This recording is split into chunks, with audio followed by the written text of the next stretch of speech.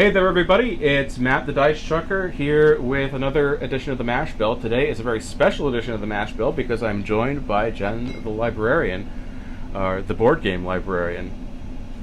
Hi, everybody. Hi. I don't know why that was a delayed reaction. From me or for you? From you. Oh. Okay.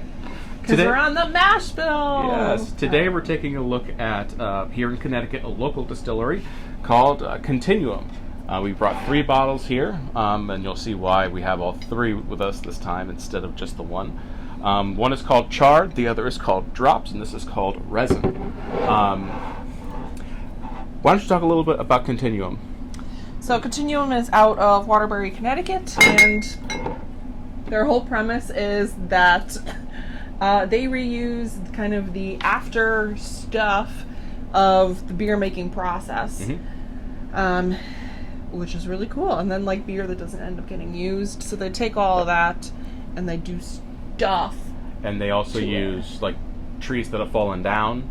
They use that for their barrels. What else?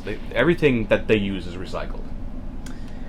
Yeah, the whole premise of Continuum is that they are continuing the life cycle, and it's all, like Matt said, very Connecticut products. So this is a very Connecticut thing here.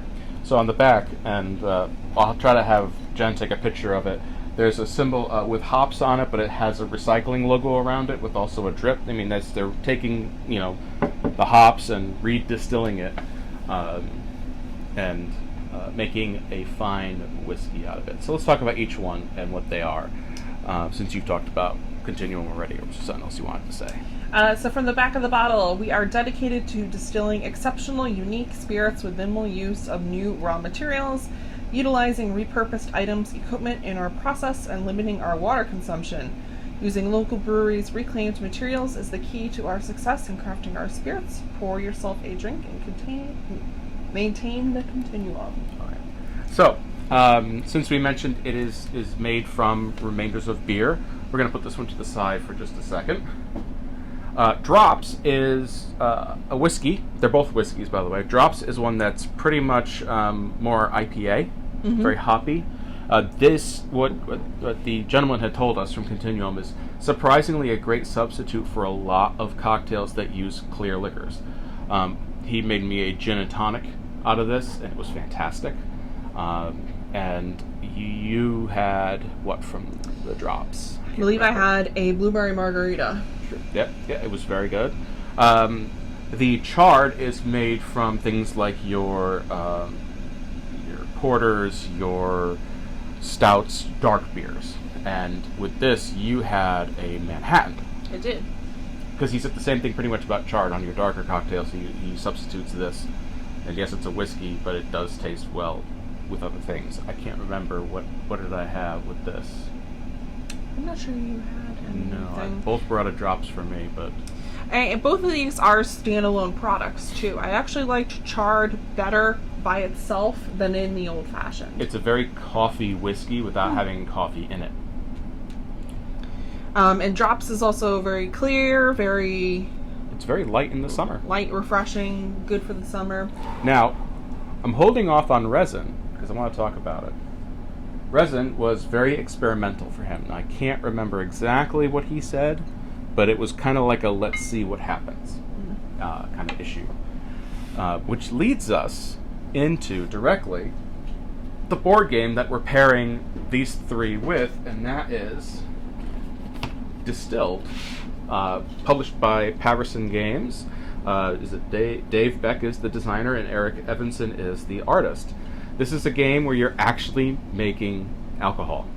And the reason that we put it here is one of the mechanics in here is going to match with Resin exactly.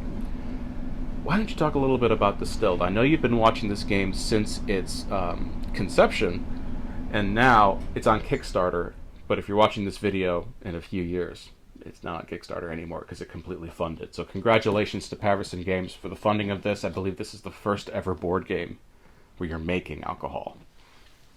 Yeah, beyond, of course, the beer-making ones and the... hard liquors. Hard liquors, we should say.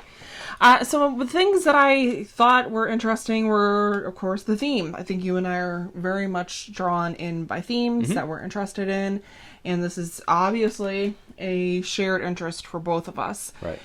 And it's got a very distinct look to it, too, and I was curious how they were going to incorporate the theme of making hard liquor into the mechanics. Some of the other fun fact things that I liked was the diversity of the characters, and that they had gotten cultural consultants in to talk about the different areas of the world where folks are making spirits. So I played the character from Japan, and my special recipe was a special recipe you would make in Japan. So that was all done with pretty close attention, which I think is wonderful and great. And just, again, the curiosity of how this was all going to happen. So the reason I bring up resin is because the distiller there said they just wanted to kind of see what happens. So in distilled, the first phase is the market phase where you're buying stuff that can go into your alcohol, and you have to have a grain, water, and a sugar of some sort that's going to go in there. So once you've bought all that, then you go into the distilling phase, and on the side of your board you line up. Okay, here's my sugar, here's my grains, here's my sugars, and here's my water. And for every sugar you have, you get an alcohol. And that's in a shared pile. And you go ahead and you shuffle all of those together, the alcohols and all your ingredients. You shuffle them together, and then you discard, you take out of it, your top card from that deck that you created and your bottom card. Now, I can already see some of the criticisms from heavy gamers saying that's a lot of randomness and I don't like it. However, thematic-wise, sometimes when you distill, you're not sure what you're going to get out of it, and they weren't sure what was going to happen. I'm getting a lot of glare there. I'm trying to twist the bottle. There we go. They weren't really sure what was going to come out of it, the flavors at least, and that's just something that happens with the distilling process. Sometimes you don't know, or sometimes you don't have the amount of stuff to guarantee that you're going to get that until you have a mash bill that works well with your distilling stuff. And when you think, too, about the aging of liquor, you lose a cut of the bottle. You lose part of the top of the barrel. Like if you looked at barrels, what do they call it? The angel's share or the devil's cut. Yeah. Depending on the company. So that right there is very thematic. The bottom, then I'm not as familiar with what you lose from the bottom. Maybe it's just stuff that's sediment there. I don't know, so you can certainly comment below. But yeah, very, very thematic. And like Matt is saying, you don't know what you're going to get sometimes. It could be a total throw your hands in the air and go, well, let's see how this is going to happen. Yep. And I think that as far as being the first board game where you're distilling hard liquors, I think that's very well done because they are trying to incorporate so much theme into that. Now, before you at me, and I know you will, I understand that there are some Euro games out there where you make scotch. But do you actually make the scotch, or do you just pick up a scotch cube or barrel and put it on your board? There's a difference. This you're actually making, and you're also trying to get recipes for the different types of alcohol. So at the beginning of the game, all you know is moonshine and vodka. So you have to spend money as the game goes on to get more recipes, and some are definitely more expensive than others. But you are actually distilling. This is not one of those things where, I put my workers, so I get a brown cube that's supposed to be scotch or bourbon or something like that. No, you actually are making it and selling it. So played over 7 rounds. Yep. You are collecting recipes. You are collecting ingredients. You are collecting staff that can help you. You are collecting specialty bottles and barrels. I chuckled because either on a picture somewhere on the actual bottle is the crystal skull that Dan Aykroyd's company is so well known for, so I chuckled about that. That was a on point right there.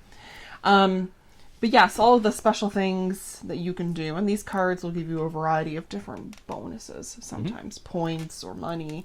But you do need to sell distill and then try to sell this stuff.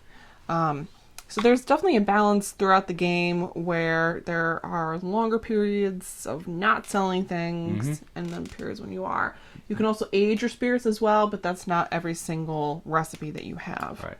So some recipes will not age, and then some will. So there are. So one of the interesting things is when you age, you're going to take longer. But if you let it age for a very long time, the amount of points you're going to get are high.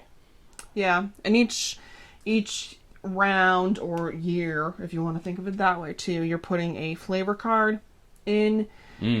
So you're developing the flavor of your particular whiskey. It's generally whiskey that you're doing that with. Then again, very on point, smoky, peaty, all those different kind of flavor notes that you would get sometimes. Yep. So if you're interested, Distilled is on Kickstarter, I believe, until the end of the month. I think so. And if you are in the area, I definitely recommend going to Continuum in Waterbury, because if you're a big fan of distilleries, it's also right next to a brewery, so it's kind of a nice afternoon thing. And they were very wonderful at Continuum. Yes. And yeah, that's pretty much all we're going to say here today on Mash Bill. Like I said, a special edition of the Mash Bill. If you're watching this years from now, you can go ahead and order or buy Distilled from your FLGS. If you're watching this now, go ahead and back it on Kickstarter. And we'll see you next time, everybody. Bye.